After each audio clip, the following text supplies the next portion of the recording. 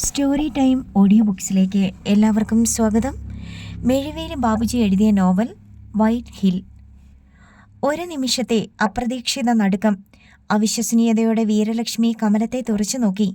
പിന്നെ പുകയുന്ന കവിളിൽ തടവിക്കൊണ്ട് ചീറി. എടി നീ!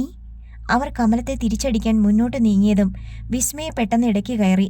തൊട്ടുപോകരുതെൻ്റെ ആൻറ്റിയെ. വ്യഭിചരിച്ചും ചതിച്ചും നിങ്ങളുണ്ടാക്കിയ ഈ സാമ്രാജ്യത്തിനുള്ളിലാണ് ഞങ്ങൾ എന്നത് നേര്. പക്ഷേ ഇനി നിങ്ങൾ ഈ വൃത്തികെട്ട കൈ പൊക്കിയാലുണ്ടല്ലോ. കാളീ രൂപം പൂണ്ട വിസ്മയുടെ ആ ഭാവത്തിനു മുന്നിൽ വീരലക്ഷ്മി ഒന്ന് പതറി. ഇവിടെ തൻ്റെ നേരെ ഒരാളും ഇങ്ങനെ നിന്നിട്ടില്ല, മിണ്ടിയിട്ടില്ല. വീരലക്ഷ്മിയുടെ ചേർന്ന് ഞെരിഞ്ഞ പല്ലുകൾക്കിടയിലൂടെ തീക്കാറ്റ് പോലെ വാക്കുകൾ പുറത്തു ചാടി. എടി നീ കാതിൽ നുള്ളിക്കോ. നിന്റെ മരണമുണ്ടല്ലോ, അത് ലോകത്ത് മറ്റാരും അനുഭവിക്കാത്തത്ര ക്രൂരമായാവും. എല്ലാവരെയും ഒന്നുകൂടി കടുപ്പിച്ചു നോക്കിയിട്ട് അവർ വെട്ടിത്തിരിഞ്ഞു. പകച്ചു നിന്ന ഉലകുമയിലിനെ പിടിച്ച് പുറത്തേക്ക് തള്ളിക്കൊണ്ട് വീരലക്ഷ്മിയും വാതിൽ കടന്നു. അടുത്ത നിമിഷം വാതിൽ നിരങ്ങിയടഞ്ഞു. മോളെ, അത്രയും വേണ്ടായിരുന്നു, കമലം വിസ്മയോട് പറഞ്ഞു. പിന്നെ ആൻറ്റിയെ തല്ലാൻ അവർക്ക് എന്തധികാരം? അതും ആൻറ്റിയുടെ ഭർത്താവിനെ തട്ടിയെടുത്തിട്ട് സ്വത്തുക്കൾ കൈക്കലാക്കിയിട്ട് മക്കളെ വേദന തീറ്റിച്ചിട്ട്. വിസ്മയുടെ രോഷം അടങ്ങുന്നില്ല. വസുമതിക്ക് പോലും മകളുടെ ആ ഭാവപകർച്ച അത്ഭുതമായിരുന്നു. അങ്ങനെ തന്നെ വേണമായിരുന്നു. രാധികയും കാജലും അവളുടെ പക്ഷത്തായി. ഹാളിൽ ശുക്രൻ ഉണ്ടായിരുന്നു. എന്താടി? കലി പൂണ്ട തറ ചവിട്ടി കുലുക്കി വന്ന സഹോദരിയുടെ മുഖം കണ്ട് അയാൾ നെറ്റിച്ചൊളിച്ചു. വീരലക്ഷ്മിയുടെ കിതപ്പടങ്ങിയില്ല. ഒന്നും മിണ്ടാതെ ഉലകുമയിൽ രണ്ടാം നിലയിലേക്ക് പോയി. ശുക്രന്റെ ചോദ്യത്തിന് മറുപടി പറയാതെ വീരലക്ഷ്മി തൻ്റെ ഫോണിൽ ഫ്രെഡി അയ്യപ്പനെ വിളിച്ചു. അയാളെ ലൈനിൽ കിട്ടി. താൻ എവിടാ? ഞാൻ എവിടാണെങ്കിലും വേണ്ടില്ല, സിദ്ധാർത്ഥനെ ഉടനെ കണ്ടെത്തണം. അവർ ഹാളിൽ അങ്ങിങ്ങ് നടന്നു. അവൻ നമ്മുടെ ഹോസ്പിറ്റലിൽ തന്നെ ഉണ്ട് മാഡം. വീരലക്ഷ്മിയുടെ മുഖം വികസിച്ചു. എങ്കിൽ താൻ ഇപ്പോൾ തന്നെ അങ്ങോട്ട് പോകുക. ഒറ്റ ബുള്ളറ്റ് കൊണ്ട് അവൻ്റെ കഥ തീർത്തേര്. ബാക്കിയെല്ലാം ഞാൻ ഏറ്റു മാഡം. അതിപ്പോൾ ഫ്രെഡി പരിങ്ങി. എന്താ തനിക്ക് പറ്റില്ലേ? വീരലക്ഷ്മിയുടെ രോഷം ദ്വിഗുണീഭവിച്ചു. അതല്ല മാഡം, എനിക്കിപ്പോൾ യാത്ര ചെയ്യാൻ പറ്റാത്ത അവസ്ഥയാ. ഒന്ന് വീണു. മാത്രമല്ല നമ്മൾ കരുതുന്നതിനേക്കാൾ കരുത്തനാണവൻ. എന്നെ മാഡം നിർബന്ധിക്കരുത്. സ്കൗണ്ട്രൽ, നന്ദിയില്ലാത്തവൻ, കുടിക്കുന്ന വെള്ളത്തിൽ വിശ്വസിക്കാൻ കൊള്ളാത്തവൻ. വീരലക്ഷ്മി ഫോൺ തറയിലേക്ക് ആഞ്ഞെറിഞ്ഞു. അത് പിളർന്നുപോയി. ശുക്രൻ പെങ്ങളുടെ മുഖത്തേക്ക് തന്നെ നോക്കി നിൽക്കുകയായിരുന്നു. അവന് പറ്റില്ലെന്ന് അല്ലേ? എനിക്കറിയാം. ഇന്നലെ സിദ്ധാർത്ഥൻ അവനെയും കൈകാര്യം ചെയ്തിട്ടുണ്ട്. അയാൾ പിറുപിറുത്തു. അത് ശ്രദ്ധിക്കാതെ വീരലക്ഷ്മി ഒച്ചയുയർത്തി. പടയൻ! എഴുന്നേറ്റ പാടെ 6 പടയൻ മുന്നിലെത്തി. ഒരമ്മ പറയാൻ പാടില്ലാത്ത കാര്യം ഇന്ന് നിന്നോട് പറയുകയാ ഞാൻ. അവളുണ്ടല്ലോ, സിധു കെട്ടാനിരിക്കുന്ന പെണ്ണ് വിസ്മയ, അവളെ നിനക്ക് ഞാൻ വിട്ടു തന്നിരിക്കുന്നു.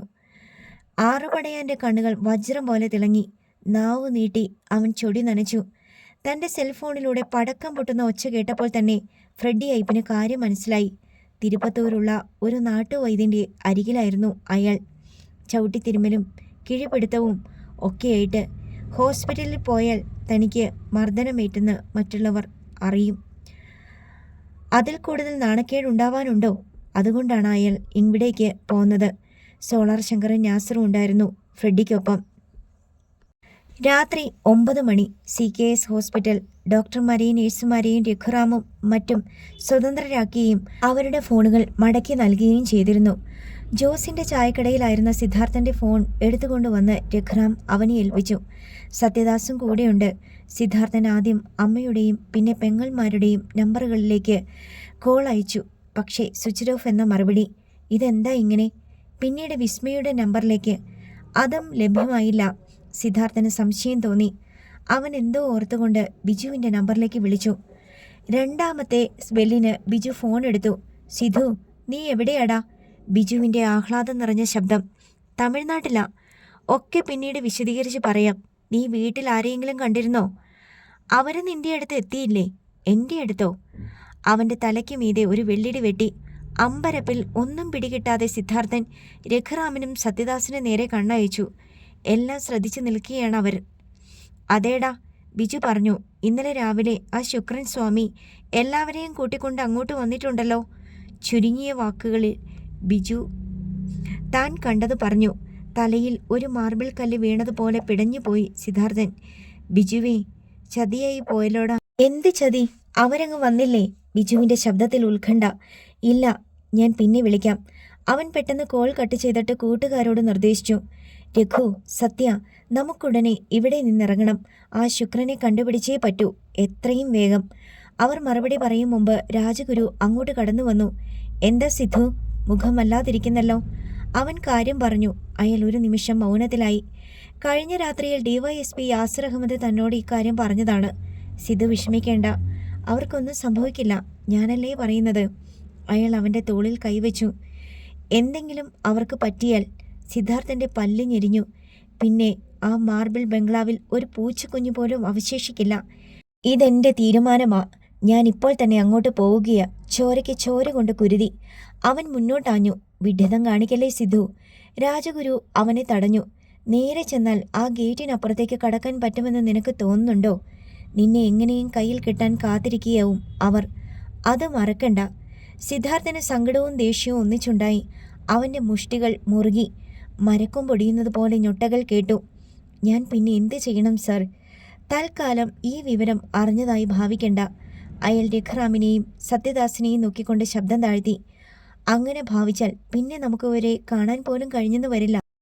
ആദ്യം അവരുടെ ഭാഗത്തു നിന്ന് എന്തെങ്കിലും സൂചന ഉണ്ടാകുന്നുണ്ടോ? അവരുടെ ലക്ഷ്യം എന്താണെന്നോ അറിയണം. നിന്റെ അമ്മയെയും സഹോദരിമാരെയും എവിടെയാണവർ പാർപ്പിച്ചിരിക്കുന്നതെന്ന് കണ്ടുപിടിക്കണം. സിദ്ധാർത്ഥൻ തല കുടഞ്ഞു. രാജഗുരു തുടർന്നു. മാത്രമല്ല, ശുക്രൻ സ്വതന്ത്രനായി പുറത്തു വരണമെങ്കിൽ നമ്മൾ ഒന്നും അറിഞ്ഞിട്ടില്ലെന്ന് നടിക്കുക തന്നെ വേണം. സിദ്ധാർത്ഥൻ അമർത്തിയൊന്ന് മൂളി. എനിക്കിപ്പോൾ ഇവിടുന്ന് പോകണം. അതാവാം. അപ്പോൾ തന്നെ രാജഗുരു ഡോക്ടറുമായി സംസാരിച്ചു. സിദ്ധാർത്ഥൻ കണ്ടിന്യൂ ചെയ്യേണ്ട മരുന്നുകളും മറ്റും വാങ്ങി മടങ്ങിയെത്തി. പോകാം സാറ്, പൊയ്ക്കോ, ഞാനും ഇവരും ഒന്നിച്ച് പോകാം. പുറത്തേക്ക് നടക്കുന്നതിനിടയിൽ അവൻ അറിയിച്ചു. എവിടേക്ക്? ചുളിഞ്ഞ നെറ്റിയോടെ രാജഗുരു തിരിഞ്ഞു നിന്നു. രഘുറാമിൻ്റെ വീട്ടിലേക്ക്. അത് വേണ്ട സിദ്ധു, ഇനി അവിടെ താമസിക്കുന്നത് ഒട്ടും സുരക്ഷിതമല്ല. എന്തൊക്കെ തന്ത്രങ്ങൾക്കാണ് വീരലക്ഷ്മിയും മക്കളും മറ്റും ഒരുങ്ങുന്നതെന്ന് ചിന്തിക്കാൻ പോലും നമുക്കാവില്ല. അതുകൊണ്ട് തൽക്കാലം നീ എൻ്റെ കൂടെ പോരുന്നു, എൻ്റെ വീട്ടിലേക്ക്. മറുപടിക്ക് കാക്കാതെ രാജഗുരു നടന്നു കഴിഞ്ഞു. എന്ത് ചെയ്യണം? സിദ്ധാർത്ഥൻ രഘുറാമിനും സത്യദാസുമായി കൂടിയാലോചിച്ചു. മാനേജർ സാർ പറഞ്ഞതിൽ കാര്യമുണ്ട്. പക്ഷെ ഒരു കാര്യം സിദ്ധു മറക്കരുത്. എല്ലാവരെയും കണ്ണും പൂട്ടി വിശ്വസിക്കരുതെന്ന് ഇത്രയും കാലത്തെ ജീവിതാനുഭവത്തിനിടയിൽ നിനക്ക് മനസ്സിലായി കാണും എന്ന് ഞാൻ കരുതുന്നു, രഘുറാം ഓർമ്മിപ്പിച്ചു. സിദ്ധാർത്ഥൻ അർദ്ധശങ്കയോടെ അവനെ നോക്കി. രഘുറാം തലയാട്ടി. കാര്യം, രാജഗുരു സാർ നമ്മളെ ഇങ്ങനെ സഹായിക്കുന്നതിന് പിന്നിൽ ഒരു ലക്ഷ്യം കാണില്ലേ? നീയൊന്ന് ചിന്തിച്ചു നോക്കിയേ. വന്ന നാൾ മുതൽ നിന്റെ പിന്നിലുണ്ട് അദ്ദേഹം.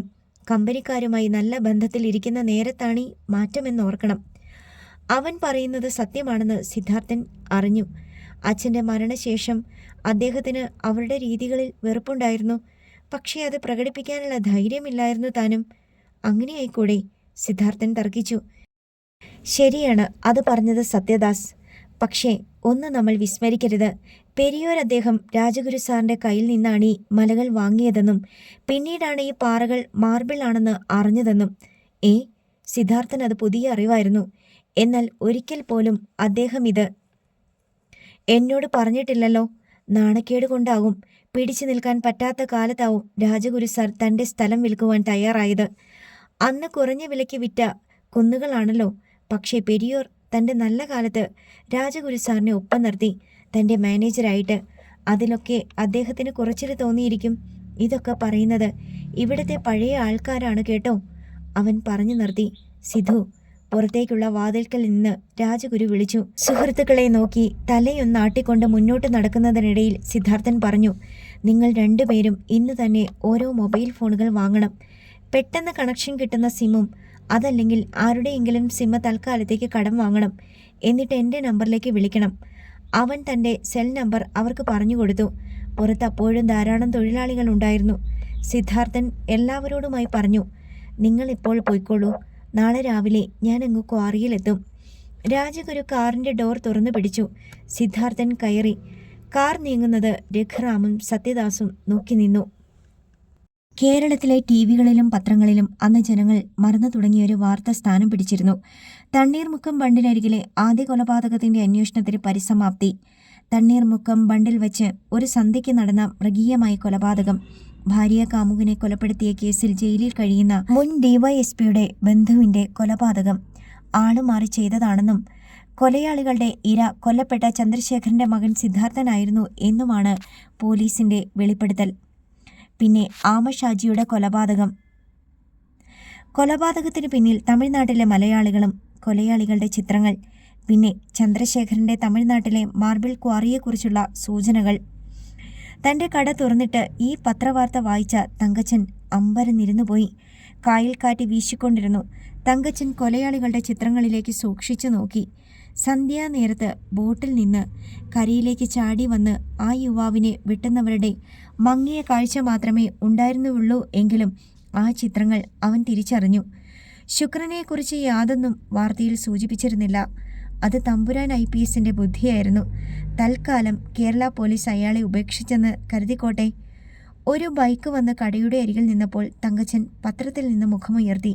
ബിജു. തിടുക്കത്തിൽ ബൈക്കിൽ നിന്നിറങ്ങിയായിരുന്നു അവൻ. റോഡിലൂടെ കോട്ടയത്തിനുള്ള വേമ്പനാട് ബസ് ചീറിപ്പാഞ്ഞു പോയി.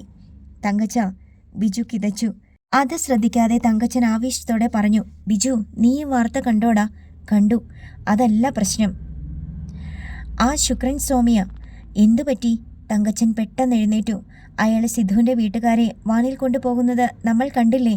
അത് ചതിയായിരുന്നടാ. ആര് പറഞ്ഞു? സിദ്ധാർത്ഥൻ. അവൻ എന്നെ വിളിച്ചിരുന്നു. ചുരുങ്ങിയ വാക്കുകളിൽ ബിജു കാര്യം പറഞ്ഞു. കാതുകൾ കുട്ടിയടയ്ക്കപ്പെട്ടതുപോലെ നിന്നുപോയി തങ്കച്ചൻ. കായലോളങ്ങൾക്ക് പെട്ടെന്ന് ശക്തിയേറിയതുപോലെ അവ കായൽ ഭിത്തിയിൽ വന്ന് തല്ലിച്ചിതറിക്കൊണ്ടിരുന്നു. ഇനി എന്തു ചെയ്യും?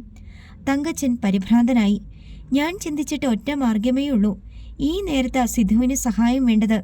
നമുക്കും തമിഴ്നാട്ടിലേക്ക് പോയാലോ? പോകണം.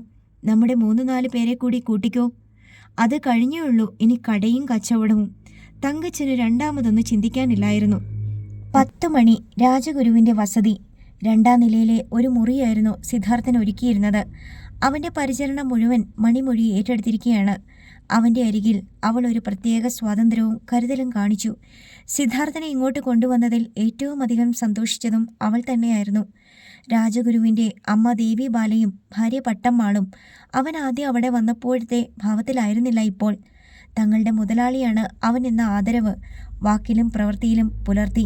സിദ്ധുവിനെ അന്ന് കണ്ടപ്പോൾ തന്നെ എനിക്കൊരു സംശയം തോന്നിയായിരുന്നു. ഞാനത് അമ്മാളിനോടും രാജനോടും പറയുകയും ചെയ്തതാണ്. ദേവി ബാല അത് പറഞ്ഞപ്പോൾ സിദ്ധാർത്ഥനൊന്ന് പുഞ്ചിരിക്കുക മാത്രം ചെയ്തു. അവനുള്ള ഭക്ഷണവും മറ്റും മണിമൊഴി മുറിയിലേക്ക് കൊണ്ടുവരികയും ഒരു ഭാര്യയുടെ സ്വാതന്ത്ര്യത്തോടെ എന്നവണ്ണം അവൻ്റെ അരികിലിരുന്ന് കഴിപ്പിക്കുകയും ചെയ്തു. ചിലപ്പോഴൊക്കെ അവളുടേത് അമിത സ്വാതന്ത്ര്യമാണെന്ന് സിദ്ധാർത്ഥന് തോന്നുകയും അവളോടൽപ്പം നീരസമുണ്ടാവുകയും ചെയ്തു.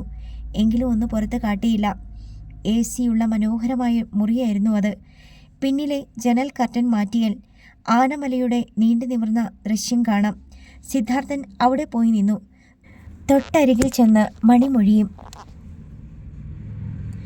ഈ മലയും മാർബിൾ ആണല്ലേ? അവൻ അവളെ നോക്കി. അവൾ തലയാട്ടി. അപ്പോൾ പഞ്ഞിയുടെ മൃദുത്വമുള്ള അവളുടെ മുടിയിഴകൾ ഇളകി ചേർന്ന് നിൽക്കുന്നതിനാൽ ഇടയ്ക്കിടെ അവളുടെ മേനി അവനിൽ അറിയാതെ ഉരസി. മുല്ലപ്പൂവിൻ്റെ സ്പർശനം പോലെയാണ് അതെന്ന് അവന് തോന്നി. സ്ത്രീ സഹജമായൊരു തരം ഉന്മത്ത ഗന്ധം അവൾക്കുണ്ടായിരുന്നു. പക്ഷേ സിദ്ധാർത്ഥൻ്റെ മനസ്സിലപ്പോൾ വിസ്മയും അമ്മയും കുടുംബവുമായിരുന്നു. വിടർന്ന മിഴികളാൽ ഇടയ്ക്കിടെ അവനറിയാതെ അവനെ ശ്രദ്ധിച്ചു. സുന്ദരനും ശക്തനും ധൈര്യശാലിയുമാണിവൻ. ജല്ലിക്കെട്ട് മത്സരം അവളുടെ ഉള്ളിൽ മിന്നി. അവളൊന്ന് കോരിത്തരിച്ചു. സിധുവിനെ എന്നെ ആദ്യം കണ്ടപ്പോൾ എന്തു തോന്നി? അവളുടെ ചോദ്യം കേട്ടപ്പോൾ അവൻ ചിന്തയിൽ നിന്നുണർന്നു. അല്ല, ഇവൾ ഒരഹങ്കാരിയാണെന്ന് കരുതി കാണൂ അല്ലേ? അവൾ കണ്ണിറക്കി. അതെപ്പോൾ മാത്രമല്ല, ഇപ്പോഴും അങ്ങനെ തന്നെയാ. അവൻ വെട്ടി തുറന്നു പറഞ്ഞപ്പോൾ അവളൊന്ന് വിളറി. പക്ഷേ അടുത്ത നിമിഷം പൊട്ടിച്ചിരിച്ചു. മണി മുഴങ്ങുന്നത് പോലെ അവളുടെ നിരയൊത്ത മനോഹരമായ വെളുത്ത പല്ലുകൾ അവൻ കണ്ടു. എങ്കിൽ ആ വിചാരത്തിൻ്റെ കൂടെ ഇതും കൂടി അങ്ങ് ചേർത്തോ? പറഞ്ഞതും അവൾ അവൻ്റെ മുഖം പിടിച്ചെടുപ്പിച്ചതും ആ കവളത്തൊരു ചുംബനം കൊടുത്തതും ഒപ്പമായിരുന്നു. ഏതൊരു പുരുഷനും പുളകിതനാവേണ്ട നിമിഷമായിരുന്നെങ്കിലും സിദ്ധാർത്ഥൻ ഞെട്ടുകയാണ് ചെയ്തത്. പിന്നീട് ഒരു നിമിഷം പോലും അവിടെ നിൽക്കാതെ മണിമൊഴി തിരിഞ്ഞോടി. അടുത്ത നിമിഷം സിദ്ധാർത്ഥൻ്റെ ഫോൺ ശബ്ദിച്ചു. അവൻ അതെടുത്തു നോക്കി. അപരിചിതമായ നമ്പർ. രഘുറാമോ സത്യദാസോ ആണെന്ന് കരുതിയാണ് അറ്റൻഡ് ചെയ്തത്. അപ്പുറത്ത് നിന്ന് കേട്ടത് സ്ത്രീ ശബ്ദം. ഹലോ, സിദ്ധുവേട്ടനല്ലേ? അതെ. അവൻ അർദ്ധശങ്കയോടെ തിരക്കി. ആരാ? ഞാൻ ഉലകമയിൽ. സിദ്ധാർത്ഥൻ്റെ പുരുകം ചുളിഞ്ഞു. എന്താ? വിളിച്ച കാര്യം മറ്റാരും അറിയരുത്. വിസ്മയ ചേച്ചിയാണ് എനിക്ക് ഈ നമ്പർ തന്നത്. അവരെല്ലാം ഇവിടെയുണ്ട്. അവളുടെ ശബ്ദത്തിൽ വല്ലാത്ത തിടുക്കം. പെട്ടെന്ന് ഫോൺ കട്ടായി. സിദ്ധാർത്ഥൻ നടുങ്ങി നിന്നു. മാർബിൾ ക്വാറി, 11 മണി. രാജഗുരു ഓഫീസിലിരിക്കുമ്പോൾ ശുക്രൻ്റെ ഫോൺ വന്നു. താൻ പെട്ടെന്ന് ഇങ്ങോട്ട് വരിക. രാജഗുരുവിൻ്റെ ഉള്ളിൽ സംശയത്തിൻ്റെ ഒരു സർപ്പം ഭണം വിടർത്തി. അയാൾ രഘുറാമിനെയും സത്യദാസിനെയും വിളിച്ച് വിവരം പറഞ്ഞിട്ട് 15 മിനിറ്റ് കൊണ്ട് മാർബിൾ ബംഗ്ലാവിൽ എത്തി. പ്രധാന ഹാളിൽ വീരലക്ഷ്മിയും ആൺമക്കളും ശുക്രനും ഉണ്ടായിരുന്നു. എല്ലാ കണ്ണുകളും രാജഗുരുവിലായിരുന്നു. തൻ്റെ ശരീരമാകെ ഒരു നീറ്റൽ പരന്നതുപോലെ തോന്നി രാജഗുരുവിന്. എന്താ വേഗം വരാൻ പറഞ്ഞത്? അയാൾ ശുക്രന് നേരെ തിരിഞ്ഞു. ശുക്രൻ അയാളിൽ തന്നെ ശ്രദ്ധ കുത്തി നിർത്തിക്കൊണ്ട് എഴുന്നേറ്റ് മുന്നോട്ട് വന്നു. രാജഗുരു, നിന്നോടൊരു അഭിപ്രായം തേടാനാ വിളിച്ചത്. അയാൾ രാജഗുരുവിൻ്റെ ഷർട്ടിൻ്റെ കോളർ നേരെ വെച്ചു കൊടുത്തു. എന്താ മുതലാളി? രാജഗുരുവിന് നെഞ്ചിടിപ്പേറി. നമ്മുടെ കൂടെ നിന്നുകൊണ്ടൊരു നാറി ഡബിൾ ഏജന്റിൻ്റെ കളി നടത്തി. അവനെ എന്തു ചെയ്യണം? രാജഗുരുവിൻ്റെ ഉള്ളിൽ ഒരു കൊള്ളിയാൻ മിന്നി. അയാൾ മിടയിറക്കിക്കൊണ്ടറിയിച്ചു. കൊല്ലണം, നമ്മൾ സാധാരണ ചെയ്യുന്നത് പോലെ. ഭേഷ്. കൈയടിച്ചുകൊണ്ട് വീരലക്ഷ്മി എഴുന്നേറ്റു. മക്കളും അത് തന്നെയാണിപ്പോൾ ചെയ്യാൻ പോകുന്നതും. ശുക്രൻ താടി തടവി. പിന്നെ ആ കൈ വീശി ഒറ്റയടി. വട്ടം കറങ്ങി രാജഗുരു നിലത്ത് വീണു. ശുക്രൻ അനന്തരവനെ നോക്കി അലറി. കൊന്നേര്. 6 പടയാനും ഭൂപതി പാണ്ഡ്യനും രാജഗുരുവിൻ്റെ നേരെ കുതിച്ചു. അയാളെ തറയിൽ നിന്ന് വലിച്ചുയർത്തി. 6 പടയാൻ പിസ്റ്റൾ വലിച്ചെടുത്ത് അയാളുടെ വായിൽ കുത്തിക്കയറ്റി. രാജഗുരുവിൻ്റെ കണ്ണുകൾ പുറത്തേക്ക് തള്ളി വന്നു. കൊല്ലരുത് എന്ന അപേക്ഷാഭാവത്തിൽ രാജഗുരു കൈകൊണ്ട് വിലക്കി. അയാളുടെ വായ്ക്ക് ഇരുവശത്തും കൂടി തുപ്പൽ ഒലിച്ചിറങ്ങി. കൊല്ലാതിരിക്കാനോ നിന്നെയോ? 6 പടയാൻ ഉന്മാദം പിടിപെട്ടതുപോലെ അട്ടഹസിച്ചു. പടയാനെ, ഒരു നിമിഷം ആ തോക്കൊന്ന് മാറ്റിക്കേ. ഇവന് അവസാനമായി പറയാനുള്ളത് എന്താണെന്നറിയാമല്ലോ, ശുക്രൻ നിർദ്ദേശിച്ചു. 6 പടയാൻ പിസ്റ്റൾ വീണ്ടെടുത്തു. അതിൽ പറ്റിയിരുന്ന തുപ്പൽ രാജഗുരുവിൻ്റെ ഷർട്ടിൽ തന്നെ തുടച്ചു. രാജഗുരു പ്രാണൻ തിരിച്ചു കിട്ടിയതുപോലെ ശ്വാസം വലിച്ചുവിട്ടു. ഭൂപതി പാണ്ഡ്യൻ അയാളുടെ ഷർട്ടിൽ കുത്തിപ്പിടിച്ച് ഒന്ന് വട്ടം കറക്കി. ഒരടിയുടെ അകമ്പടിയോടെ പിടിവിട്ടു. രാജഗുരു കറങ്ങിച്ചെന്ന സെറ്റിയിൽ മലർന്നു വീണു. ഭൂപതി അയാളുടെ നെഞ്ചിൽ ചവിട്ടിപ്പിടിച്ച് സെറ്റിയോടമർത്തി. 6 പടയൻ പിസ്റ്റളിൻ്റെ സേഫ്റ്റി ക്യാച്ച് റിലീസ് ചെയ്ത് അയാളുടെ ശിരസിന് നേരെ വീണ്ടും നീട്ടിപ്പിടിച്ചു. AC-യുടെ തണുപ്പിലും രാജഗുരു കുടുകുടെ വിയർത്തു. വീരലക്ഷ്മി അയാളുടെ തൊട്ടു മുന്നിലൂടെ നീങ്ങി. ഇത്രയും കാലം ഞങ്ങളുടെ ഉപ്പും ചോറും തിന്ന് വീർത്ത് തടിച്ചപ്പോൾ നിനക്ക് ഞങ്ങൾക്കെതിരെ തിരിയണമെന്നും ഞങ്ങളെ തറ പറ്റിക്കണമെന്നും തോന്നി അല്ലേടാ? ഇല്ല മാഡം, ഞാൻ അങ്ങനെയൊന്നും ചെയ്തിട്ടില്ല. അയാൾ വിക്കി. ഇല്ലേ? സൂചിയുടെ മൂർച്ചയുള്ള നോട്ടവും ചോദ്യവും. ബാക്കി തിരക്കിയത് ശുക്രനാണ്. നീയല്ലേ ആ സിദ്ധാർത്ഥനെ നമ്മുടെ ഹോസ്പിറ്റലിൽ അഡ്മിറ്റ് ചെയ്യിച്ചതും ഡിസ്ചാർജ് വാങ്ങിയതും? അത് പിന്നെ എന്നെ തൊഴിലാളികൾ ഭീഷണിപ്പെടുത്തിയതുകൊണ്ട്. മരണത്തിൽ നിന്നും രക്ഷപ്പെടാൻ ഒരവസാന ശ്രമം നടത്തുകയായിരുന്നു രാജഗുരു. വീണ്ടും കള്ളം പറയുന്നോടാ? ഭൂപതി പാണ്ഡ്യൻ കാലുയർത്തി ഒറ്റ ചവിട്ടുകൂടി. രാജഗുരുവിൻ്റെ വിലാപത്തിനൊപ്പം ഒരു കവിൾ ചോര കൂടി നെഞ്ചിലേക്ക് മറിഞ്ഞു. ഈ പറഞ്ഞതിൽ പകുതി സത്യം മാത്രമേ ഉള്ളൂ ശുക്രൻ സാർ. അത് ശ്രദ്ധിക്കാതെ വീരലക്ഷ്മി ശബ്ദമുയർത്തി. കുരുവിളെ. തൊട്ടടുത്ത മുറിയിൽ എല്ലാം കണ്ടും കേട്ടും നിൽക്കുകയായിരുന്ന ഡോക്ടർ ഗോപാൽ കുരുവിള പെട്ടെന്ന് ഹാളിലെത്തി. അയാളെ കണ്ടതോടെ രാജഗുരുവിൻ്റെ സപ്തനാഡികളും തളർന്നു. ഇവൻ പറഞ്ഞതൊക്കെ താൻ കേട്ടല്ലോ? വീരലക്ഷ്മി കുരുവിളയ്ക്ക് നേരെ തിരിഞ്ഞു. കേട്ടു. കുരുവിള മന്ത്രിച്ചു. ഇയാളെ തൊഴിലാളികൾ ഭീഷണിപ്പെടുത്തിയിരുന്നോ? എനിക്കങ്ങനെ തോന്നിയില്ല മാഡം. പക്ഷെ ഒന്നറിയാം, സിദ്ധാർത്ഥൻ്റെ ഇനിയുള്ള മെഡിസിനുകൾ വാങ്ങിയതും കൂട്ടിക്കൊണ്ടുപോയതും ഇയാളാണ്. രാജഗുരുവിൻ്റെ തല കുനിഞ്ഞു. കാച്ചിയേക്കട്ടെ അങ്കിളെ. 6 പടയാൻ്റെ വിരൽത്തുമ്പ് പിസ്റ്റളിൻ്റെ ട്രിഗറിൽ അല്പം അമർന്നു. ഒരു നിമിഷം കൂടി. അയാൾ ഡോക്ടറെ നോക്കി. നിങ്ങൾ പൊയ്ക്കോളൂ. ഡോക്ടർ പുറത്തേക്ക് പോയി. രാജഗുരു കണ്ണുകൾ ഇറുക്കിയടച്ചു. ഇനി ഏത് നിമിഷവും ഒരു ബുള്ളറ്റ് തൻ്റെ തലയോട് പിളർക്കും. ഗുരു. ഇടിവെട്ടും പോലെ ശുക്രൻ്റെ ശബ്ദമുയർന്നു. ഞങ്ങളുടെ മാനേജരായി കഴിയുകയായിരുന്നെങ്കിലും നിന്റെ ഉള്ളിൽ ഞങ്ങളോട് തീർത്താൽ തീരാത്ത പക ബാക്കിയുണ്ടായിരുന്നു എന്നെനിക്കറിയാം. ചന്ദ്രശേഖരൻ നിന്നിൽ നിന്ന് വാങ്ങിയ മലകൾ മാർബിളാണെന്ന് തിരിച്ചറിഞ്ഞ നിമിഷം മുതലാണ് ആ പകയുടെ ആരംഭമെന്നും എനിക്കറിയാം. അതുകൊണ്ട് തന്നെ നീ ചന്ദ്രനെയും ഞങ്ങളെയും തമ്മിൽ തെറ്റിക്കാൻ ശ്രമിച്ചിട്ടുമുണ്ട്. ഇല്ല, ഞാൻ ഒരിക്കലും അങ്ങനെ ചെയ്തിട്ടില്ല. രാജഗുരു പെട്ടെന്ന് പറഞ്ഞു. ഇല്ലേ? ശുക്രൻ്റെ നോട്ടം കോർത്തു. തുച്ഛമായി വിലയ്ക്ക് വാങ്ങിയ ഭൂമിയല്ലേ, പകുതിയെങ്കിലും തിരിച്ചു തന്നുകൂടെ എന്ന് നീ പറഞ്ഞില്ലേടാ? അതുണ്ട്, അയാൾ സമ്മതിച്ചു. ഇപ്പോൾ ചന്ദ്രൻ്റെ മകനെന്നും പറഞ്ഞ് ഒരുത്തൻ ഇവിടെ വന്നപ്പോൾ നീ അവൻ്റെ കൂടെ ചേർന്ന് ഞങ്ങൾക്കെതിരെ യുദ്ധം തുടങ്ങി. എല്ലാം തിരിച്ചു പിടിക്കാമെന്ന് നീ കരുതിയിട്ടുണ്ടാവും. ഒരു പക്ഷേ അവനെ ഇവിടേക്ക് വരുത്തിയതുപോലും നീയാണെന്ന് ഞാൻ സംശയിക്കുന്നു. സത്യമായിട്ടും അല്ല. സിദ്ധാർത്ഥനെക്കുറിച്ച് ഞാൻ അറിയുന്നത് പോലും ഇവിടെ വെച്ച് മാത്രമാ, അയാൾ തർക്കിച്ചു. അതെന്തുമാകട്ടെ, ക്വാറിയിൽ യൂണിയൻ ഉണ്ടാക്കാൻ അവൻ ശ്രമിച്ചപ്പോൾ തന്നെ നിന്നെ ഞങ്ങൾ സംശയിക്കണമായിരുന്നു. അത് ചെയ്യാതിരുന്നത് ഞങ്ങളുടെ തെറ്റ്. എന്നാൽ എല്ലാത്തിനുമുള്ള പരിഹാരം ഈ നിമിഷം ഉണ്ടാക്കുകയാണ് ഞങ്ങൾ, നിന്റെ മരണത്തിലൂടെ. കൊല്ലരുത് ശുക്രൻ സാർ. ഞാൻ ഇനി ഒന്നും ചെയ്യില്ല. അയാൾ എല്ലാവരെയും തൊഴുതു. വീരലക്ഷ്മിയും ശുക്രനും പരസ്പരം നോക്കി. ശുക്രൻ തലയിളക്കി. ശരി, നിന്റെ ജീവിതം ബാക്കി വെക്കണോ വേണ്ടയോ എന്ന് ഞങ്ങൾ തീരുമാനിക്കാം. പകരം ഞങ്ങൾക്ക് നീയും ചിലത് ചെയ്തു തരേണ്ടി വരും. ഞാൻ ചെയ്യാം. രാജഗുരുവിന് രണ്ടാമതൊന്നും ചിന്തിക്കാനില്ലായിരുന്നു. തൻ്റെ വാക്കുകളിൽ എതിർപ്പിൻ്റെ ഒരു കടുകുമണി മതി മരണത്തിലേക്ക് പോകുവാൻ എന്ന് അയാൾക്കറിയാമായിരുന്നു. ഓക്കെ. ശുക്രൻ കൈകൾ കൂട്ടി തിരുമ്മിക്കൊണ്ട് മുറിയിലൂടെ 2 ചാൽ നടന്നു. സിധു ഇപ്പോൾ നിന്റെ വീട്ടിലല്ലേ? അതെ. അയാളുടെ ഒച്ച പതറി. എങ്കിൽ അവന് യാതൊരു സംശയവും തോന്നാത്ത വിധത്തിൽ നീ അവനെ എൻ്റെ അടുത്തെത്തിക്കണം, ഈ രാത്രി തന്നെ. മനസ്സിലായോടാ? ആയി. ശുക്രൻ ഭൂപതി പാണ്ഡ്യന് നേരെ തിരിഞ്ഞു. ഇവൻ്റെ ജീവിതത്തിലെ അവസാന നിമിഷങ്ങൾക്ക് നമ്മൾ അല്പം നീളം കൂട്ടിക്കൊടുക്കുക. കാലെടുത്തേക്ക്. അനിഷ്ടത്തോടെയാണെങ്കിലും അവൻ കാൽ പിൻവലിച്ചു. ഛേ, ഒരു കൊല നടത്താൻ കഴിയാത്തതിലുള്ള ഇച്ഛാഭംഗത്തോടെ 6 പടയൻ തലവെട്ടിച്ചു. വീരലക്ഷ്മി മുന്നറിയിപ്പ് നൽകി. ഗുരുവേ, ഈ നിമിഷം മുതൽ ഞങ്ങളുടെ കണ്ണുകൾ നിന്നിൽ തന്നെയാണ്. ഞങ്ങളുടെ സംഘബലവും പിടിപാടുകളും നിനക്ക് ശരിക്കറിയാം. സിദ്ധാർത്ഥൻ ഞങ്ങളുടെ മുന്നിലെത്തിയില്ലെങ്കിൽ നാളെ പ്രഭാതത്തിൽ നീയില്ല, നിന്റെ അമ്മയും ഭാര്യയും മകളുമില്ല. നിന്റെ മകളെ ഞങ്ങൾ ആർക്കാണ് കൊടുക്കുന്നതെന്ന് നിനക്ക് ചിന്തിക്കാമല്ലോ. രാജഗുരു ഉത്കടമായി ഒന്ന് ഞെട്ടി. ഒരു വികൃത രൂപം അയാളുടെ മനസ്സിൽ തെളിഞ്ഞു. ഞാൻ സിദ്ധാർത്ഥനെ കൊണ്ടുവരാം, പക്ഷേ എവിടേക്കെന്ന് പറഞ്ഞില്ല. അയാൾ എഴുന്നേറ്റു.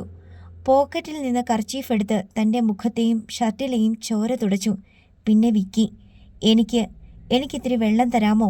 ഇല്ല, പറഞ്ഞത് 6 പടയാനാണ്. കൊല്ലാൻ തീരുമാനിച്ച മൃഗത്തിന് ഞങ്ങൾ വെള്ളം കൊടുത്ത് ആശ്വസിപ്പിക്കാൻ മുരണ്ടു. അവനെ എപ്പോൾ, എവിടെ, എങ്ങനെ കൊണ്ടുവരണമെന്ന് ഞാൻ നിങ്ങളെ ഫോണിൽ വിളിച്ചറിയിക്കും. കൃത്യസമയത്ത് താൻ വന്നില്ലെങ്കിൽ ഞങ്ങൾ തൻ്റെ വീട്ടിലേക്ക് അടിച്ചു കയറും. ഓർത്തോ, തനിക്ക് പോകാം. വീരലക്ഷ്മിയുടെ കൽപ്പന.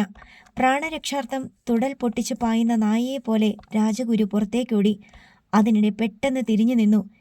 എന്നെ ഒറ്റയടിക്ക് കൊല്ലുകയോ എൻ്റെ വീട്ടിലേക്ക് കയറുകയോ ചെയ്താൽ വിദേശത്തേക്ക് ഇനിയും മാർബിൾ പ്രതിമകൾ പോകണമെങ്കിൽ, അതിനുള്ളിൽ നിധി ഒളിപ്പിക്കണമെങ്കിൽ ഞാൻ തന്നെ വേണമെന്ന് നിങ്ങൾ മറക്കില്ലെന്ന് എനിക്കറിയാം. ഈ നേടിയതും ഇനി നേടാനുള്ളതും അങ്ങനെ നിങ്ങൾ ഉപേക്ഷിക്കില്ലല്ലോ. അയാൾ പോയി. സകലരും മിഴിച്ചു നിന്നു. ശുക്രൻ പടയാനോട് പറഞ്ഞു. ഇനി എല്ലാ സമയത്തും രാജഗുരുവിൻ്റെ അപ്പാർട്ട്മെൻറ്റിൽ നമ്മുടെ ആളുകളുടെ ശ്രദ്ധയുണ്ടായിരിക്കണം. ആരൊക്കെ അവിടെ വരുന്നു പോകുന്നു, സിദ്ധാർത്ഥൻ അവിടെ നിന്ന് പുറത്തു കിടക്കുന്നുണ്ടോ തുടങ്ങി എല്ലാ വിവരങ്ങളും അപ്പോൾ നമ്മൾ അറിഞ്ഞുകൊണ്ടിരിക്കണം. ശരി അങ്കിളെ. അപ്പോൾ തന്നെ 6 പടയൻ ഫോൺ എടുത്ത് ആരെയോ വിളിച്ചു. 12 മണി. Tirupattur Inban tower lodge. രാജഗുരു നേരെ പോയത് അവിടേക്കാണ്. നേരത്തെ താൻ അവിടേക്ക് വരികയാണെന്ന് ഡിവൈഎസ്പി യാസിർ അഹമ്മദിനെ ഫോൺ ചെയ്ത് വിവരം അറിയിച്ചിരുന്നു. കാത്തിരിക്കുകയായിരുന്നു യാസിറും സംഘവും. രാജഗുരു അകത്ത് കടന്നയുടൻ ഹെഡ് കോൺസ്റ്റബിൾ കുമാരൻ വാതിലടച്ചു ബോൾട്ടിട്ടു. രാജഗുരു തളർന്നു വീഴും പോലെ കസേരയിലേക്കിരുന്നു. അയാളുടെ വീങ്ങിയ മുഖവും ഷർട്ടിലെ ചോരപ്പാടും കണ്ടപ്പോൾ തന്നെ യാസിറിന് ആശങ്ക മണത്തു. നിങ്ങൾ പിടിക്കപ്പെട്ടു അല്ലേ? യാസിർ അഹമ്മദിൻ്റെ ചോദ്യം കേട്ട് മിഴിച്ചിരുന്നു പോയി രാജഗുരു. അയാൾ തലയാട്ടി. പിന്നെ ആരോടും ചോദിക്കാതെ മേശപ്പുറത്തിരുന്ന വെള്ളത്തിൻ്റെ കുപ്പിയെടുത്ത് തുറന്ന് വായിലേക്ക് കമഴ്ത്തി. അയാളുടെ തൊണ്ട തവളയുടേതുപോലെ അനങ്ങിക്കൊണ്ടിരിക്കുന്നത് നിക്സൺ പോൾ കണ്ടു. മുഴുവൻ വെള്ളവും കുടിച്ചു തീർന്നപ്പോൾ രാജഗുരുവിൻ്റെ പാരവശ്യം തെല്ലടങ്ങി. ഇനി പറയൂ. യാസിർ ഒരു സിഗരറ്റ് അയാൾക്ക് നീട്ടി. രാജഗുരു അത് വാങ്ങി. ലൈറ്ററിൻ്റെ നാളത്തിൽ തീ പിടിപ്പിച്ച് 2 കവിൾ പുക വലിച്ചു വിഴുങ്ങി. പിന്നെയാണ് സംസാരിച്ചത്. സാറ് പറഞ്ഞത് നേരാ. അവർ എന്നെ പിടിച്ചു. അയാൾ മാർബിൾ ബംഗ്ലാവിൽ നടന്നതെല്ലാം പറഞ്ഞു കേൾപ്പിച്ചു. മൂവരും ശ്രദ്ധയോടെ കേട്ടിരുന്നു. ഇനി എന്താണ് നിങ്ങളുടെ പ്ലാൻ? യാസിർ അയാളുടെ മുഖത്തേക്ക് നോട്ടം തുളച്ചു നിർത്തി. സിധുവിനെ ചതിക്കാൻ എനിക്കാവില്ല സർ. അവനോട് ഞാൻ എല്ലാം പറയാൻ പോവുകയാ. പാടില്ല, യാസിർ പെട്ടെന്ന് പറഞ്ഞു. അറിയാമല്ലോ അവൻ്റെ രീതി. ഇതുകൂടി പറഞ്ഞാൽ ആ നിമിഷം അവൻ യുദ്ധം പ്രഖ്യാപിക്കും. പിന്നെ അവൻ്റെ കുടുംബത്തെ ഒന്ന് കാണുവാൻ പോലും കിട്ടിയെന്ന് വരില്ല. ഒന്ന് തീരുമാനിച്ചാൽ സിദ്ധാർത്ഥൻ അത് ചെയ്യും. ഇന്നലെ രാത്രിയിൽ അവൻ ഫ്രെഡി സാറിന് പണി കൊടുത്തെന്ന് ഞാൻ സംശയിക്കുന്നു. രാജഗുരു അതിന് മറുപടി പറഞ്ഞില്ല. വിഷയം മാറ്റി. പിന്നെ നമ്മൾ എന്തു ചെയ്യും സാർ? യാസിർ അല്പനേരം ചിന്തിച്ചിരുന്നു. തുടർന്ന് എന്തോ ഉറപ്പിച്ചതുപോലെ നാവനക്കി. എവിടേക്കാണ് അവനെ കൊണ്ടു ചെല്ലേണ്ടതെന്ന് അവർ പറയുമല്ലോ. ആ നിമിഷം തന്നെ അത് നിങ്ങൾ എന്നെ അറിയിക്കണം. എന്നിട്ട് സിദ്ധാർത്ഥനെയും കൂട്ടി വരിക. അവൻ പിടിക്കപ്പെട്ടാൽ? രാജഗുരുവിന് ഭീതിയായി. പിടിക്കപ്പെടില്ല. അതിനു മുമ്പ് ഞങ്ങൾ ശുക്രനെ പൊക്കിയിരിക്കും. എങ്ങനെയെന്നൊന്നും ചോദിക്കണ്ട. അയാൾ പിടിയിൽ വീണാൽ കമ്പനിക്കാരുടെ കഴുത്തൊടിഞ്ഞതിന് തുല്യമാകും. ശുക്രൻ പിന്നീടൊരിക്കലും പുറംലോകം കാണില്ല. അതിന് വേണ്ടതൊക്കെ ഞാൻ ചെയ്തിരിക്കും. എന്താ? രാജഗുരുവിന് അല്പം ആശ്വാസം തോന്നി. കുമാരൻ സീലിംഗ് ഫാനിൻ്റെ വേഗം കൂട്ടിയിട്ടു. വളരെ വേഗം അയാൾ അവിടെ നിന്നിറങ്ങി. 12:30 മാർബിൾ ബംഗ്ലാവ്. കമ്പനി അഡ്വക്കേറ്റ് ജാനകിരാമൻ അവിടേക്ക് വിളിക്കപ്പെട്ടു. ഒരു മെല്ലിച്ച മനുഷ്യൻ. ശരീരത്തിൽ അസ്ഥി മാത്രമേ ഉള്ളെന്ന് തോന്നും ആ രൂപം കണ്ടാൽ. നെറ്റിയിൽ ഇംഗ്ലീഷിലെ വി അക്ഷരാകൃതിയിൽ ഒരു കുറിയുണ്ട്. അതിന് നടുവിൽ സിന്ദൂരപ്പൊട്ട്. ശുക്രൻ്റെ മുറിയിലായിരുന്നു കൂടിക്കാഴ്ച. ശുക്രനും വീരലക്ഷ്മിയും മാത്രമേ അതിനുള്ളിൽ ഉണ്ടായിരുന്നുള്ളൂ. എതിർക്കാകെ ഇവളോ ശീക്കരം വരശൊന്നീങ്കേ. അയാൾ ഇരുവരെയും മാറി മാറി നോക്കി. വളരെ പെട്ടെന്ന് ചില പ്രമാണങ്ങൾ തയ്യാറാക്കണം. വേണ്ടത്ര മുദ്രപത്രങ്ങൾ ഇവിടെയുണ്ട്. ജാനകിരാമൻ നെറ്റിച്ചൊളിച്ചു. ഒന്നുമേ പുരിയില്ലേ? മനസ്സിലാക്കാം. ശുക്രൻ എഴുന്നേറ്റു. അറിയാമല്ലോ, രാമൻ സാറിന് അളിയൻ പോയി. ഇനി സ്വത്തുക്കൾ ഞങ്ങൾക്ക് അവകാശപ്പെട്ടതല്ലേ? അതിനിയും ഞങ്ങളുടെ പേരിൽ വന്നിട്ടില്ല. ജാനകിരാമന്റെ കണ്ണുകൾ ഇടുങ്ങി. സ്വത്തുക്കൾ പൂരാവും അയ്യാവോടെ മകൻ സിദ്ധാർത്ഥ പേരിൽ താനേ ഇരിക്കേ? അതെ, എന്നാൽ സിദ്ധാർത്ഥൻ അത് ഞങ്ങളുടെ പേരിൽ എഴുതി തരുന്നു. അങ്ങനെയാണ് പ്രമാണം തയ്യാറാക്കേണ്ടത്. സിദ്ധാർത്ഥ് അതർക്ക് ഒതുക്കുവാങ്കളാ? അയാൾക്ക് സംശയം. പിന്നെ അവൻ സമ്മതിച്ചു കഴിഞ്ഞു. അവനിതൊന്നും വേണ്ട പോലും. എന്നാൽ ക്വാറിയിൽ നടന്ന സംഭവങ്ങൾ എല്ലാം അറിയാമായിരുന്ന വക്കീലിന് അതത്ര വിശ്വാസമായില്ലെന്ന് ശുക്രന് ബോധ്യപ്പെട്ടു. 1 കോടിയാണ് വക്കീലിന് തരുന്നത്. പോരെ? പോതും. ജാനകിരാമന് സന്തോഷമായി. കണ്ണട നേരെ വെച്ച് അയാൾ നിവർന്നിരുന്നു. ശുക്രൻ അലമാര തുറന്നു.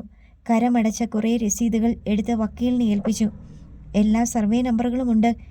ഇതുമട്ടും പോതാത് സ്വത്ത് സമ്മതപ്പെട്ട അനേത്ത് രേഖകളും വേണം. അയാൾ പറഞ്ഞു. ഒറിജിനൽ ഇല്ല. രജിസ്ട്രാർ ഓഫീസിൽ നിന്ന് കോപ്പി എടുത്തിട്ടുണ്ട്. അത് പോതും. ശുക്രൻ പ്രമാണങ്ങളുടെ സിറോക്സ് കോപ്പികളും മുദ്രപത്രങ്ങളും നൽകി. എപ്പോ വേണം? അയാൾ എഴുന്നേറ്റു. ഇന്ന് രാത്രിക്ക് മുമ്പ്.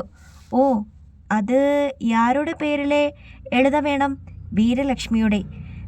ശുക്രൻ പെട്ടെന്ന് പറഞ്ഞു. കുറച്ചെങ്കിലും ശുക്രേട്ടൻ്റെ പേരിൽ. വീരലക്ഷ്മി പകുതിക്ക് നിർത്തി. അത് വേണ്ടടി, നിങ്ങൾക്കുള്ളതെല്ലാം എനിക്ക് കൂടിയല്ലേ? വക്കീലിന് അഡ്വാൻസ് കൊടുത്തില്ല. ഞാൻ എടുത്തോണ്ട് വരാം. വീരലക്ഷ്മി മുറി വിട്ടു. തിടുക്കത്തിൽ ശുക്രൻ വക്കീലിന് നേരെ തിരിഞ്ഞു. അവൾ കേൾക്കാൻ വേണ്ടിയാ ഞാൻ അങ്ങനെയൊക്കെ പറഞ്ഞത്. എല്ലാ സ്വത്തുക്കളും എൻ്റെ പേരിലായിരിക്കണം എഴുതി വെക്കേണ്ടത്. അതിന് നിങ്ങൾക്ക് 1 കോടി കൂടി. ഇനി തനിക്ക് പറ്റില്ലെന്ന് പറഞ്ഞാൽ 1 കോടി മുണ്ടുകൊണ്ട് തന്നെ ഞാൻ പുതപ്പിക്കും. ശുക്രൻ്റെ മുഖഭാവം കണ്ട് കിടുങ്ങിപ്പോയി അഡ്വക്കേറ്റ് ജാനകിരാമൻ. അയാൾക്ക് സമ്മതിക്കാതെ തരമില്ലായിരുന്നു. എങ്കിലും സംശയം പ്രകടിപ്പിച്ചു. ഒരു വേളை വീരലക്ഷ്മി മാഡം സ്വത്ത് രേഖകളെല്ലാം പിടിത്ത് പാർത്താൽ എന്നാ ചെയ്വത്? വായിക്കാതെ ഞാൻ നോക്കിക്കൊള്ളാം. വീരലക്ഷ്മി ഒരു പെട്ടിയുമായി മടങ്ങി വന്നപ്പോൾ അവർ സംഭാഷണം നിർത്തി. 1 മണി. രാജഗുരുവിൻ്റെ അപ്പാർട്ട്മെൻറ്റ്. യാതൊരു സങ്കോചവും കൂടാതെയാണ് മണിമൊഴി സിദ്ധാർത്ഥനുള്ള ഭക്ഷണം കൊണ്ടുവന്നത്. രാവിലെ അവനെ ചുംബിച്ചതിൻ്റെ ഭാവമേ അവൾക്കില്ലായിരുന്നു. മണിമൊഴി തമാശ പറയുകയും അവനോട് ചേർന്ന് നിന്ന് ഭക്ഷണം വിളമ്പുകയും ചെയ്തു. സിദ്ധാർത്ഥന് പക്ഷേ അസ്വസ്ഥതയേറി. ഒന്നാമത് അവളുടെ സാമീപ്യം, രണ്ടാമത് അമ്മയും മറ്റും വീരലക്ഷ്മിയുടെ തടവിലാണെന്നുള്ള അറിവ്. വളരെ ക്രൂരമായാവും അവരോട് കമ്പനിക്കാരുടെ പെരുമാറ്റം. അങ്ങനെ ഓർക്കുമ്പോൾ തന്നെ അവനാകെ പുകയുകയാണ്. സിദ്ധാർത്ഥൻ ചോറിൽ വെറുതെ ഇളക്കിക്കൊണ്ടിരുന്നു. എന്താ കഴിക്കാത്തത്? അവൾ അവൻ്റെ മുഖത്തേക്ക് നോക്കി. ഞാൻ അടുത്ത് നിൽക്കുന്നത് കൊണ്ടാണോ? അല്ല മണിമൊഴി, നല്ല സുഖം തോന്നുന്നില്ല, വിശപ്പും. അതൊക്കെ മാറിക്കൊള്ളും. കുറച്ചെങ്കിലും കഴിക്ക്. ഇതൊക്കെ ഇവിടെ വരെ കൊണ്ടുവന്ന് പോയില്ലേ ഞാൻ. അവൾ നിർബന്ധിച്ചു. അർദ്ധമനസ്സോടെ അവൻ അല്പം കഴിച്ചു. പിന്നെ കൈ കഴുകി. മണിമൊഴി പാത്രങ്ങൾ എടുക്കുമ്പോൾ സിദ്ധാർത്ഥൻ്റെ ഫോൺ ശബ്ദിച്ചു. അതും അപരിചിതമായ നമ്പറായിരുന്നു. ഉലകുമയിൽ ആകുമോ എന്ന സംശയത്തോടെയാണ് അറ്റൻഡ് ചെയ്തത്. പക്ഷേ അപ്പുറത്ത് രഘുറാമായിരുന്നു. സിധു, ഞാൻ വാങ്ങിയ ഫോണിൽ നിന്നാണ് വിളിക്കുന്നത്. സിദ്ധാർത്ഥന് ഉന്മേഷമായി. വളരെ പെട്ടെന്ന് നമുക്ക് ചില കാര്യങ്ങൾ ചെയ്യാനുണ്ട് രഘു. അവനത് പറയുമ്പോൾ മണിമൊഴി തല തിരിച്ചൊന്ന് നോക്കി. പിന്നെ പാത്രങ്ങളുമായി മുറി വിട്ടു. സിദ്ധാർത്ഥൻ ഉലകുമയിൽ വിളിച്ച് പറഞ്ഞത് രഘുറാമിനെ അറിയിച്ചു. ആ പറഞ്ഞതൊക്കെ സത്യമായിരിക്കും സിദ്ധു. അവരുടെ കൂട്ടത്തിൽ മനുഷ്യപ്പെട്ടുള്ളത് ആ കൊച്ചിനു മാത്രമാ. നമുക്ക് മാർബിൾ ബംഗ്ലാവിൽ കടന്നേ പറ്റൂ. സിദ്ധാർത്ഥൻ്റെ ചോരയോട്ടത്തിന് വേഗത കൂടി തുടങ്ങി. അതിന് കടമ്പകൾ ഏറെ വേണ്ടിവരും. രഘുറാമിൻ്റെ ശബ്ദത്തിൽ ഇത്തിരി ഭീതിയുണ്ടെന്ന് അവൻ തിരിച്ചറിഞ്ഞു. എന്തുണ്ടായാലും അത് നമ്മൾ തരണം ചെയ്തിരിക്കും. ഞാനൊരു പദ്ധതി ഒരുക്കിയിട്ട് നിന്നെ വിളിക്കാം. കുറച്ചധികം തൊഴിലാളികളെ നമുക്ക് വേണ്ടിവരും. ഏറ്റവും വിശ്വസ്തരെ. അതെനിക്ക് വിട്ടേര്. സത്യദാസ് എന്തിയേ? എൻ്റെ അടുത്തുണ്ട്. കൊടുക്കണോ? വേണ്ട, ഞാൻ പിന്നെ വിളിക്കാം. പെട്ടെന്നോർത്തതുപോലെ അവൻ തിരക്കി. സത്യൻ ഫോൺ വാങ്ങിയില്ലേ? വാങ്ങി, ചാർജിലിട്ടിരിക്കുക. സിദ്ധാർത്ഥൻ ഫോൺ കട്ട് ചെയ്തതും രാജഗുരു അകത്തേക്ക് വന്നതും ഒപ്പമായിരുന്നു. എന്തു പറ്റി സാർ? ഒറ്റ നോട്ടത്തിൽ തന്നെ അവന് പന്തികേട് തോന്നി. രാജഗുരു ഒരു നിമിഷം ചിന്തിച്ചു നിന്നു. പിന്നെ ഉണ്ടായതെല്ലാം സിദ്ധാർത്ഥനോട് പറഞ്ഞു. അവൻ്റെ മുഖത്ത് വിവിധ ഭാവങ്ങൾ മിന്നി. കടപ്പല്ലുകൾ വല്ലാതെ ഞെരിഞ്ഞു. അത് കണ്ടപ്പോൾ രാജഗുരുവിന് ഭീതിയായി. സിധുവിനോട് ഒന്നും പറയണ്ടെന്ന യാസിർ സാറ് പറഞ്ഞത്. എന്നാലും നിന്നെ ഒന്നും അറിയിക്കാതെ അപകടത്തിലേക്ക് കൊണ്ടുപോകുവാൻ എനിക്ക് മനസ്സു വരുന്നില്ല. യാസിർ സാറിൻ്റെ തന്ത്രം പാളിയാൽ? സിദ്ധാർത്ഥൻ മിണ്ടിയില്ല. രാജഗുരു തളർച്ചയോടെ കിടക്കയിലിരുന്നു. എന്നെയും എൻ്റെ കുടുംബത്തെയും തകർത്തോട്ടെ അവർ. എന്നാലും എൻ്റെ പെരിയോരുടെ മകൻ ബാക്കിയുണ്ടാവണം. സിദ്ധാർത്ഥൻ തലയിളക്കി. യാസിർ സാറിന് ഒരിക്കലും ശുക്രൻ അങ്കിളിനെ വിട്ടുകൊടുക്കില്ല ഞാൻ. എനിക്ക് വേണം അയാളെ. ശത്രുപക്ഷത്ത് നിർത്തിക്കഴിഞ്ഞ അയാളെ ഒത്തുതീർപ്പിൻ്റെ ഒരു ഇടനിലക്കാരനും വിട്ടുകൊടുക്കാതെ എനിക്ക് കിട്ടണം. സിദ്ധാർത്ഥൻ്റെ ശബ്ദത്തിന് കനം കൂടി. യാസിർ സാറിൻ്റെ കയ്യിൽ കിട്ടിയാൽ അയാൾ നിയമത്തിൻ്റെ വഴിയിലൂടെ ഇരുമ്പഴിക്കുള്ളിലാകുകയേ ഉള്ളൂ. അത് പോരാ. ഇക്കാലം അത്രയും അയാൾ ചതിപ്പിച്ചും നേടിയതൊക്കെയും ഒന്നുമല്ലെന്ന്, മറ്റുള്ളവരുടെ കണ്ണീരിന് നൽകേണ്ടി വരുന്ന വില എന്താണെന്നും അയാളെ അറിയിക്കണം. അവൻ്റെ മുഖത്ത് ക്രൂരമായ ഒരു ചിരി വന്നു. എൻ്റെ അമ്മയും മറ്റും മാർബിൾ ബംഗ്ലാവിലുണ്ട്. രാജഗുരു കിടുങ്ങി. ആര് പറഞ്ഞു? ഉലകുമയിൽ. അവൻ ആ സംഭവം വിവരിച്ചു. രാജഗുരുവിൻ്റെ കണ്ണുകൾ ഇടുങ്ങി. സിധുവിൻ്റെ മനസ്സിലെന്താ? അവർ വിളിക്കുമ്പോൾ സാറ് എന്നെ കൊണ്ടുചെല്ലാം എന്ന് തന്നെ പറയുക.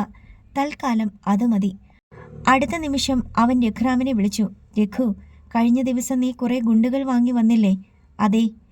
അവരെ കൊണ്ട് കുറേ അമിട്ടുകൾ പറഞ്ഞുണ്ടാക്കിക്കണം. അത് പൊട്ടിക്കുന്ന കുറ്റികളും വേണം. സിധു, രഘുറാമിന് പിടികിട്ടുന്നില്ല. ഞാൻ പറയുന്നത് പോലെ നീ ചെയ്യ്. അവൻ ശബ്ദം താഴ്ത്തി ചില നിർദ്ദേശങ്ങൾ നൽകി. ശരി. തീർന്നില്ല. മെഡിക്കൽ സ്റ്റോറിൽ നിന്ന് പൊടിപടലങ്ങൾ മുഖത്ത് ഏൽക്കാതിരിക്കാൻ കെട്ടുന്ന 25 മാസ്കുകൾ വാങ്ങണം. വഴിയോരത്ത് വെച്ച് വിൽക്കുന്ന വില കുറഞ്ഞ ഫ്രണ്ട് ഗ്ലാസുള്ള ഹെൽമെറ്റുകളും. എന്തിനും തയ്യാറായ 25 പേരും. കൂട്ടത്തിൽ നീയും ഉണ്ടാവണം. സത്യദാസ് കൂടെ വേണ്ട. അവന് വേറെ പണിയുണ്ട്. എല്ലാം വേഗത്തിൽ നടക്കണം. പറഞ്ഞിട്ട് നേർത്ത പുഞ്ചിരിയോടെ തിരിഞ്ഞ് സിദ്ധാർത്ഥൻ രാജഗുരുവിനെ നോക്കി. അയാൾ ഒന്നും പിടികിട്ടാതെ ഇരിക്കുകയാണ്. അടുത്ത ഭാഗം നാളെ.